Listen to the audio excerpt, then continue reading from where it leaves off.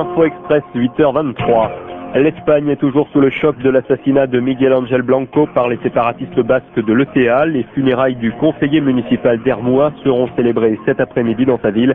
Hier, la colère des Espagnols s'est transformée en une vaste mobilisation. Des dizaines de milliers de personnes ont défilé contre l'ETA. Mobilisation sans précédent, notamment dans les capitales des provinces basques, Bilbao, San Sébastien et Vitoria. De l'Arc de Triomphe à la Concorde, 4000 hommes sont mobilisés ce matin pour le traditionnel défilé militaire du 14 juillet. Il sera présidé par Jacques Chirac à partir de 10h30. En ouverture et en clôture du défilé, la parade aérienne. Au total, 90 appareils vont survoler Paris. Et en vedette cette année sur les Champs-Élysées, le Charles Leclerc. Une trentaine de ces blindés ultramodernes participent à la cérémonie. Un reportage dans un instant. Pour le président Jacques Chirac, ce 14 juillet sera aussi l'occasion de faire sa première intervention télévisée depuis le début de la troisième cohabitation. Il a choisi le cadre de son bureau pour répondre à partir de 13h aux questions des journalistes.